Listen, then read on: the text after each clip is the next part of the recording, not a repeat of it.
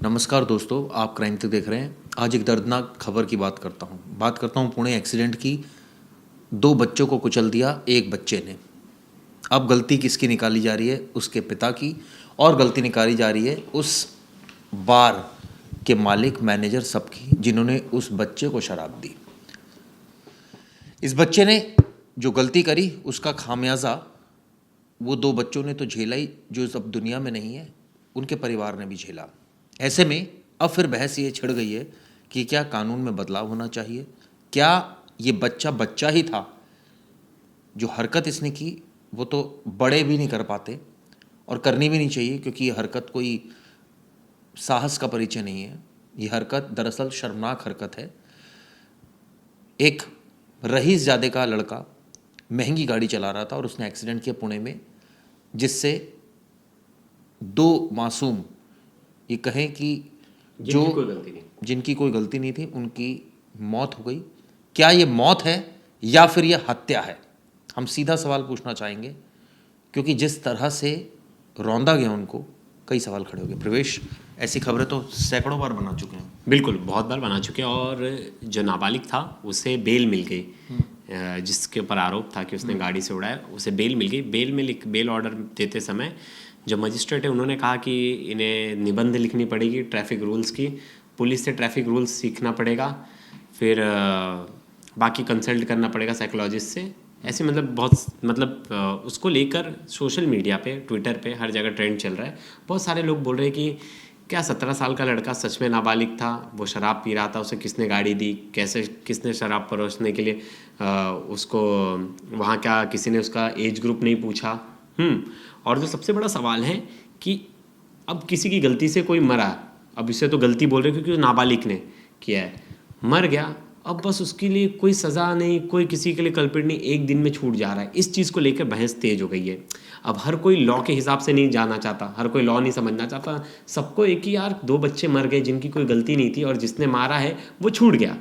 हर किसी का यही कहना है। देखिए, पहले तो वो इसके ऊपर जो मोटर व्हीकल एक्ट लगाए थे 1998 के, तो उसमें वो एक्ट और जो 304 जो लगाया गया है वो बेलेबल ऑफेंस है। गैर इरादतन हत्या बेलेबल ऑफेंस है। अब उसके पिता पे लगाया गया है मोटर व्हीकल एक्ट में सेक्शन 5 और 199, जिसमें कहता है कि अगर बच्चों को आप, अगर नाबालिग के आप उसको गाड़ी दे रहे हो तो आप इक्वल अमाउंट के भागीदार होगे उसके पनिशमेंट में। मतलब इन फ्यूचर इनके पिता को मुसीबत बढ़ सकती है। अब दूसरी बात, होटल का मालिक शराब पिला रहा है, उसे एज ग्रुप का पता नहीं क्या, या क्या उसने आईडी नहीं पूछी। आम तौर पर मैंने देखा है कहीं भी आईडी नहीं पूछते। बहुत सारे बार्स में उनको तो अपना धंधा बढ़ाना है, आप चले जाओ बार्स में, किसी का आईडी नहीं पूछते। अगर उनको शक्ल से लग गया कि सच में बच्चा दिख रहा है तो पूछ लेंगे, नहीं तो नहीं पूछते। और आजकल समझना बड़ा मुश्किल है 17-18 साल में कि कौन किसकी उम्र कम है, क्योंकि कोई होटल वाला मैंने देखा, बार वाला कभी आईडी नहीं चेक करता और किसी को भी नहीं पूछता। और आजकल तो बच्चे कहेंगे इनको, स्कूल कॉलेजेस में ही बच्चे नशे के आदी हो जाते हैं, ये हम सबको पता है। मैं सबकी बात नहीं कर रहा, लेकिन मैक्सिमम बच्चों की बात कर रहा हूँ। कॉलेजेस में, कई ऐसे कॉलेजेस जहाँ पर ड्रग्स बच्चे लेने लग जाते हैं, कई ऐसे कॉलेजेस हैं जहाँ पर गलत हरकतों में फंस जाते हैं, घुस जाते हैं, और उसके बाद क्राइम होता है। इस केस में भी यही हुआ कि शराब के नशे में धुत, खुद पुलिस कमिश्नर ने कंफर्म किया कि सीसीटीवी में ऐसा लग रहा है देखने से कि वो शराब पी रहा है। उसने 2 मासूम बच्चों की ज़िंदगी ले ली। आप ये सोचिए कितनी उनके परिवार पर क्या बीत रही होगी। क्या वो पुलिस के ऊपर यकीन कर पा रहे होंगे, सरकार के ऊपर कर पा रहे होंगे? उनका तो सब कुछ उजड़ गया, क्योंकि अब तो आरोपियों को सज़ा भी क्या मिले, सज़ा मिले नहीं मिले, हालांकि 2 घंटे में ही ये कहा जा रहा है कि कुछ ही घंटों में बेल हो गई, और 15 घंटों के अंदर। सवाल ये उठता है कि कानून कब बदलेगा? क्या ये कानून बदलेगा या नहीं बदलेगा? सवाल ये भी है प्रवेश, जो बच्चा दिखता है वो तो बच्चा नहीं है ना, वो तो बिल्ट में भी आपसे भी लंबा है, मेरे से भी लंबा है। वो तो आजकल जिम करता है, वो तो आजकल प्रोटीन शेक लेता है, वो तो आजकल जो है वो वेल बिल्ट है। उसके पिता के पास तो करोड़ों रुपए की गाड़ियां हैं, उसने तो कोई मेहनत नहीं करी। उसको तो शराब पीने का वो शौकीन हो गया है, वो अपनी गर्लफ्रेंड्स बनाता है, एक नहीं कई, और उसके बाद जो है वो वो एक्सीडेंट भी करता है। मैं इस केस की बात नहीं कर रहा, गर्लफ्रेंड की बात नहीं हो रही, लेकिन ये तमाम चीज़ें तो थी ना इसमें। आपकी बात मैं 2 खबर बताना चाहूँगा। एक खबर है मुंबई से, दूसरी है गाजियाबाद से। मुंबई में एक 13 साल के लड़के ने अपनी 15 साल की बहन का रेप किया और वो प्रेग्नेंट हो गई, जिसके बाद घर वालों ने पुलिस कंप्लेंट की। गाजियाबाद में 2 14 साल के भाइयों ने अपनी नाबालिग बहन का रेप किया, वो प्रेग्नेंट हो गई। मतलब ये इतना जल्दी चीज़ें सीख रहे हैं। जो क्राइम का रेशियो है वो बढ़ रहा है माइनर्स में। निर्भया के बाद से बोला गया था कि एक कैटेगरी रखा जाए, तो जो जुवेनाइल जस्टिस एक्ट है उसमें बोला गया है कि जुवेनाइल को एडल्ट माना जा सकता है, लेकिन उसमें भी सेक्शंस है कि मिनिमम जो सज़ा हो, हीनियस क्राइम होना चाहिए। पहले तो पीटी क्राइम होता है, तो जो नॉर्मल, उसमें नहीं, हीनियस क्राइम। हीनियस क्राइम, लेकिन हीनियस क्राइम की डेफिनेशन है मिनिमम 7 साल की सज़ा। ठीक है, मान लिया। हाँ, लेकिन जो इस लड़के पे सेक्शन लगा है, बच्चे पे सेक्शन लगा है 304, उसमें वो एडल्ट काउंट नहीं होगा, क्योंकि जो जुवेनाइल एक्ट है जिसमें बोला जाता है एडल्ट में, क्योंकि ये तो एक्सीडेंट है ना। हाँ, एक्सीडेंट है। और जब अंग्रेजों ने कानून बनाया तो एक्सीडेंट को ये माना गया कि भाई ये तो ऐसी चीज़ है जो, मतलब इसमें क्या गलती, एक एक्सीडेंट है, ये तो एक सडनली हो गई चीज़। नहीं, मैं कोई चाहता नहीं है गाड़ी मारना चढ़ाना, लेकिन इस केस में तो वो चाह रहा था, उसने शराब पी रखी थी, वो गाड़ी चला रहा था, इतनी महंगी गाड़ी चला रहा था, इतनी स्पीड से चला रहा था। हाँ। और क्या चाहिए, क्या सेक्शन बदले नहीं जा सकते इसमें? नहीं, सेक्शन अभी तो जो सेक्शन लगाया है गैर इरादतन हत्या, जो 304 वाले जो सेक्शन बोला जा रहा है, उसमें मैं बता रहा हूँ इसे एडल्ट क्यों नहीं काउंट किया जा सकता। बहुत लोग बोल रहे थे कि इसको एडल्ट की कैटेगरी में डाला जाए। निर्भया के केस के टाइम से बात चल रही थी कि नाबालिग है लेकिन कोई बड़ा क्राइम किया तो एडल्ट की कैटेगरी में, तो इसको एडल्ट की कैटेगरी में क्यों नहीं डाला जा सकता, मैं वो बताता हूँ। 304 में तो मिनिमम पनिशमेंट का कुछ क्राइटेरिया नहीं है, उसमें मिनिमम पनिशमेंट नहीं है, लेकिन उसमें मैक्सिमम पनिशमेंट है कि 10 साल से लेकर लाइफ इम्प्रिजमेंट।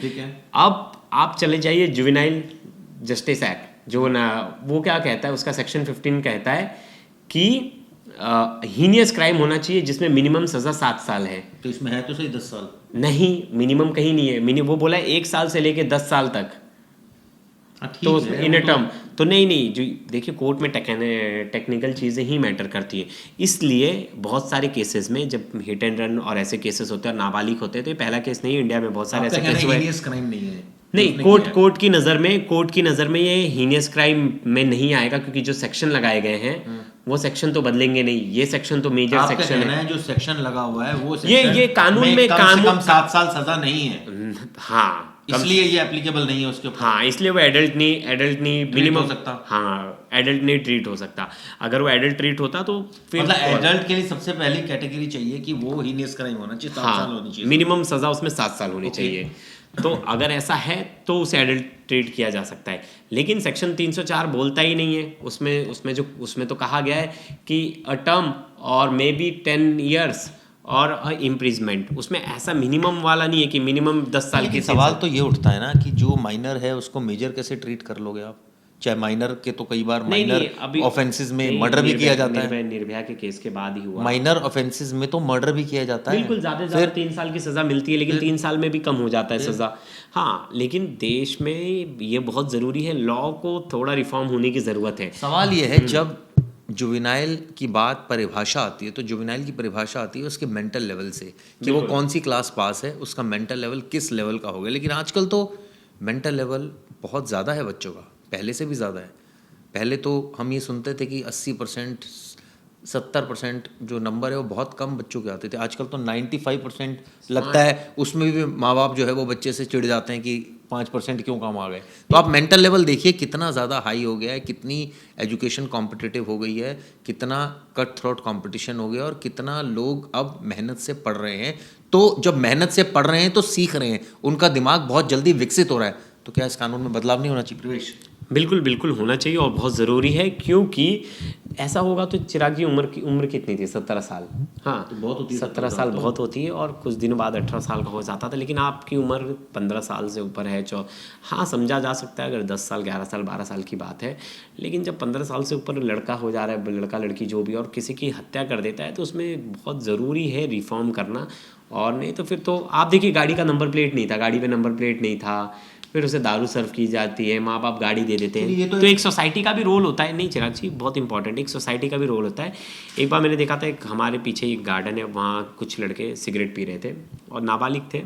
तो मुझे बड़ा आश्चर्य हुआ कि कॉलेजेस के आसपास देखोगे तो इजीली पान टपरी सब होती हैं जो कि अलाउड नहीं होती।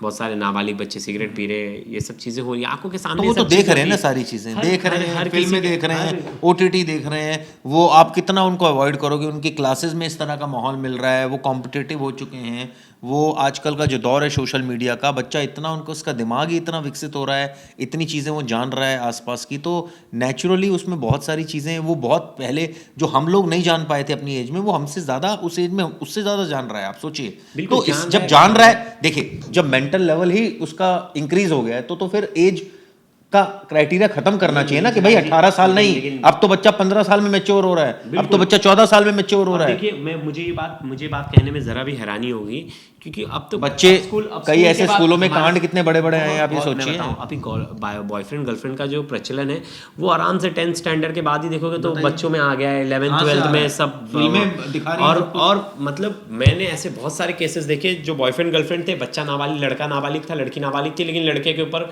पॉस्को के तहत केस दर्ज हो गया कि इसने लड़की का रेप किया है, रेप के सेक्शंस लग गए। ऐसी बहुत सारी चीज़ें देखिए जिसमें दोनों का कंसेंट था, लेकिन एज मैटर करता था, फिर पॉस्को के लग गया। तो इसलिए एज कैटेगरी को लेके गवर्नमेंट को बहुत ज़रूरी है कि एक कमेटी बनाए, कमेटी बैठे, इस पर विचार विमर्श हो कि ऐसे, क्योंकि बार बार मुद्दा उठता रहेगा, बार बार इन चीज़ों को सामने आती रहेंगी, लोगों के सामने आती रहेंगी। एक बार हिमाचल मतलब जो वहाँ की कोर्ट है, उन्होंने इसके ऊपर दिया भी था कि इससे लेकर सरकार को सोचना चाहिए, एज कैटेगरी को लेकर सरकार को सोचना चाहिए, बहुत इंपॉर्टेंट है। ऐसे में तो बहुत हीनियस क्राइम कर दे रहे। अभी कुछ दिन पहले हमने देखा था एक बच्चों ने एक कैसे दिल्ली का कांड। आप मुझे बताइए व्यूअर्स, नेटफ्लिक्स पर मैं भी कई बार मूवी देख रहा होता हूँ, कई सारी मूवीज़ देख रहा होता हूँ, दूसरे OTT प्लेटफॉर्म्स पर भी देख रहा होता हूँ। कई बार ऐसे सीन आते हैं मूवीज़ में, अगर मेरा बच्चा साथ में देख रहा हो तो मैं वो मूवी हटा देता हूँ या उसको फास्ट फॉरवर्ड मोड में कर देता हूँ। क्यों?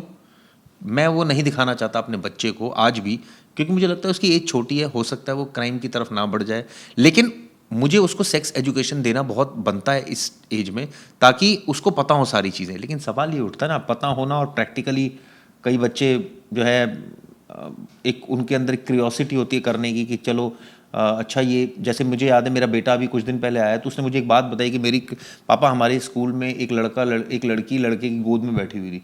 तो मतलब वो सारे बच्चे एकदम उसके लिए क्यूरियोसिटी उनके कि ये क्या कर रहे हैं, क्या कर रहे हैं, काइंड ऑफ। मेरा कहने का मतलब ये है कि जब आप दिमाग में वो चीज़ शुरुआत से डाल रहे हो बच्चे के, ये सारी चीज़ें उसको सिखा रहे हो, देख रहा है, सीख रहा है, कई जगहों पर बच्चा कर रहा है, तो नेचुरली उसका मेंटल लेवल बढ़ रहा है ना, बहुत सारी चीज़ों में बढ़ रहा है। कंस्ट्रक्टिव वे में अगर हम बात करें तो ये तो चलिए एक अलग चीज़ हो गई। अगर कंस्ट्रक्टिव में भी बच्चा बहुत सारी चीज़ें बचपन से देख रहा है तो इसमें तो लॉ में परिवर्तन होना लाजमी है। लॉ में परिवर्तन होना तो बिल्कुल लाजमी। और 100 की सीधी एक बात, हर चीज़ आप अपने घर से सीखते हो। चिराग जी, क्या आपके पास गाड़ी नहीं है? क्या हमारे पास गाड़ी नहीं है? क्या आपके घर वाले बोलते हैं आपको उतनी छूट है, आप 120 पे चलाओगे, कोई शराब पी के 100-200? नहीं, हर चीज़ होता है पैरेंटल कंट्रोल बहुत इंपॉर्टेंट है। आप कितने भी रईस हो, लेकिन आप देखो आपके बेटे को इतनी महंगी सीसी की गाड़ी क्यों दे रहे हो जब वो नाबालिग है? मतलब ये तो पहले पेरेंट्स को, आप उसके साथ ड्राइवर रख दो ना। आपके पास इतना पैसा है तो आपने ड्राइवर क्यों नहीं रखा उसके पास? एक ड्राइवर ही रख देते।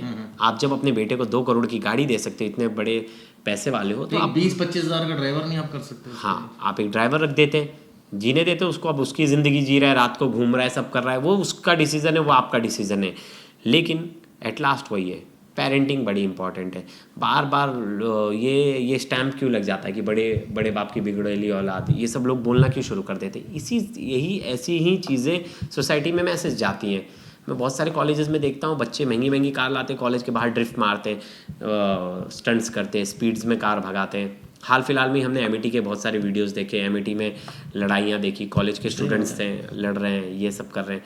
तो पेरेंट का बहुत इन्वॉल्वमेंट है। आप थोड़ा बहुत गाइड कीजिए, पूछिए, थोड़ा स्ट्रिक्ट रहना भी ज़रूरी है।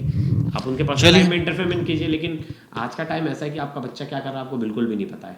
आप वो बाहर जा रहे हैं, क्या कर रहे हैं, लेकिन सवाल बहस इस बात पर भी छिड़ गई है कि आजकल बच्चे का दिमाग बहुत जल्दी विकसित हो रहा है, बहुत जल्दी वो चीज़ों को न सिर्फ समझ रहा है। आप सोचिए, एक होता है पढ़ना, समझना, थ्योरेटिकली करना, वो प्रैक्टिकली भी कर रहा है उन चीज़ों को, तो उसमें ज्ञान की जो प्राप्ति है वो बहुत जल्दी हो रही है। तो ऐसे में जब ज्ञान की प्राप्ति हो रही है और वो क्राइम कर रहा है अर्ली एज में, तो फिर उसको नाबालिग क्यों कहा जाए? सोचिएगा इस पर।